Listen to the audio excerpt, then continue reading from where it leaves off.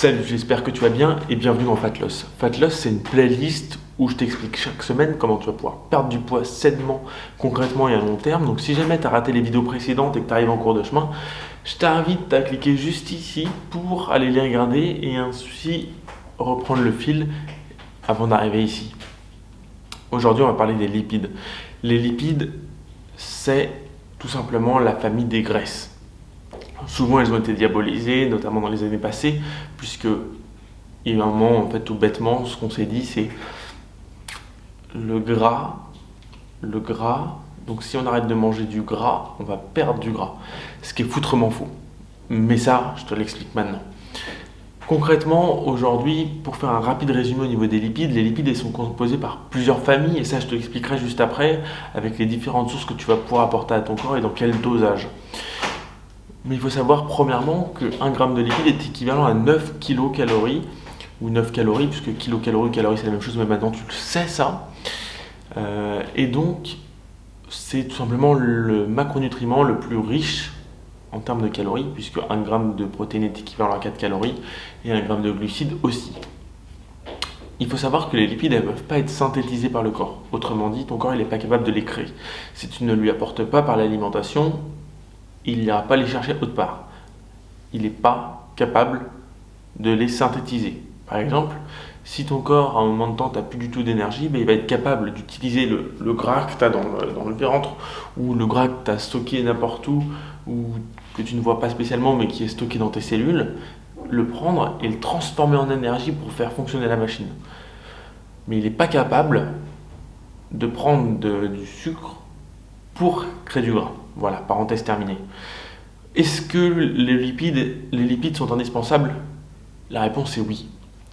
Pour plusieurs raisons. Premièrement, les lipides vont te permettre d'avoir un meilleur fonctionnement de tes cellules, et d'ailleurs, c'est elles-mêmes qui vont constituer une bonne partie de tes cellules, et notamment des membranes cellulaires. Donc ça, c'est le premier point.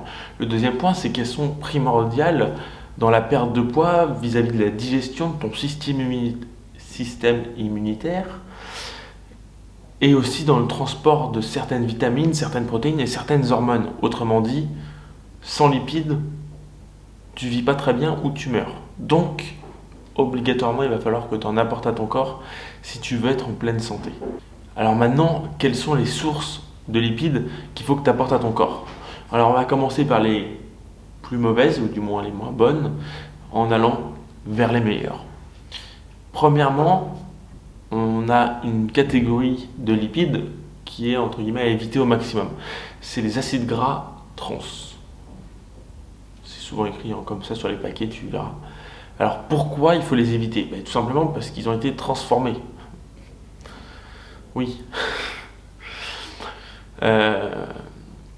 Voilà, c'est tout. Non, en fait, tu les retrouves principalement dans les fast-foods, dans les plats préparés, ou encore dans tout ce qui est viennoiserie industrielle, etc. Pourquoi il faut les éviter? Tout simplement parce que c'est ça qui est à la base de beaucoup de maladies. Troubles cardiovasculaires, cancers, etc. Donc ceux-là, moins t'en manges, mieux tu te portes. C'est aussi simple que ça. Ensuite, on a les acides gras saturés. Alors eux, ils sont hyper diabolisés puisqu'on les appelle les mauvaises graisses. Il faut savoir que c'est pas comme les acides gras trans où il faut tout enlever. Là, tu peux en consommer un petit peu parce qu'ils vont avoir certains effets positifs, mais à tout petit dosage. C'est-à-dire qu'il va falloir vraiment éviter au maximum d'en consommer. Et puis de temps en temps, si tu en consommes, c'est très bien parce que ça va être bénéfique, mais c'est pas quelque chose à consommer tous les jours. Concrètement, ça se retrouve dans l'huile de coco ou encore dans le chocolat noir. Il faut savoir que ça, tu peux en consommer. L'objectif, c'est d'éviter d'être dans l'excès, puisque ça va être bon pour certaines choses, notamment ton système immunitaire ou encore ton transit intestinal. Mais par contre, ça va être négatif si jamais tu en consommes trop. Pareil, ça peut développer des maladies. Donc ça, c'est le deuxième. Ensuite, on va avoir tout ce qui va être les graisses monoinsaturées. Celles-ci, elles sont principalement riches en oméga 9. Et elles sont plutôt bonnes pour la santé. À vrai dire, c'est ça qu'il va falloir que tu priorises Ça va être de l'huile d'olive. Alors l'huile d'olive, faire attention, il faut prendre de l'huile d'olive vierge et non pas de l'huile d'olive extra ou transformée, etc. Il faut vraiment que tu regardes derrière les huiles d'olive parce qu'il y a plein d'huiles d'olive qui sont transformées. Il faut bien prendre de l'huile d'olive vierge, sans aucune transformation, c'est l'idéal. Si tu veux un maximum de résultats et si tu veux aussi éviter d'être malade à cause de conneries. Et ensuite, on a les graisses polyinsaturées. Alors ça, c'est le top du top. Ça, en termes de graisse, c'est la Rolls-Royce, tu vois. Ça, c'est le genre de truc qu'il faut que tu en consommes à bloc. Par contre, il y a un piège là-dedans. Parce que les polyinsaturés, ça va être principalement constitué d'oméga 3 et d'oméga 6. Alors, je ne sais pas si tu as déjà entendu parler de ce fameux rapport entre oméga 3 et oméga 6. Alors, cette règle qui est extrêmement mal respectée, mais qu'à partir d'aujourd'hui, tu vas pouvoir mettre en place, c'est qu'il faut que tu consommes plus d'oméga 3 que d'oméga 6. En France, il faut savoir que, enfin dans le monde entier même, en fait, on est très loin de ça. C'est même plutôt l'inverse. On mange plus d'oméga 6 que d'oméga 3. Et pourtant, tu vois le marketing sur les barquettes de beurre, etc. En fait, c'est pas pour une fois. Bon, ça fait vendre à bloc, hein. Mais pour une fois, c'est pas con parce que vraiment, il faut que tu manges plus d'oméga 3 que d'oméga 6. Alors, l'avantage, c'est que les oméga 3, ça se retrouve dans les œufs, dans le poisson. Alors oui, je te vois venir. Si tu es végétarien, vegan ou autre, tu vas pouvoir trouver des oméga 3 aussi dans tout ce qui va être graines de chia. C'est d'ailleurs, alors moi je suis pas végétarien, mais si tu regardes mes photos sur Instagram, je mets beaucoup de graines de chia parce que ça me permet aussi de me dire que chaque petite graine que je rajoute va être un petit one more things sur mon repas et que ça va un peu mieux équilibrer à chaque fois cette balance. Ça peut être un petit tip que tu peux utiliser, tu balances quelques graines de chia à chaque fois.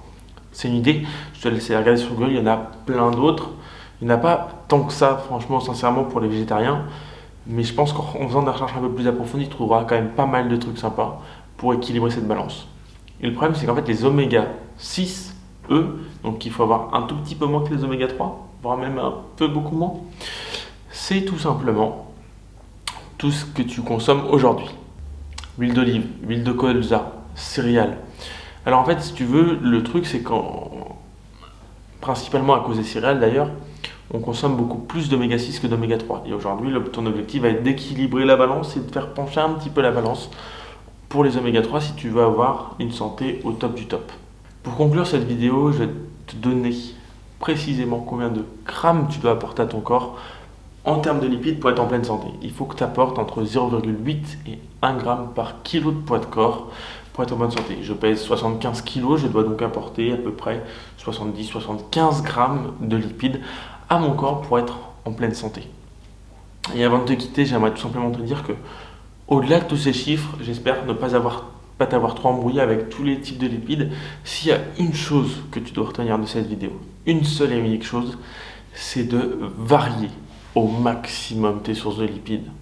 Sans rentrer dans la technique, sans te pencher sur à chaque fois de tout regarder. Varie au maximum.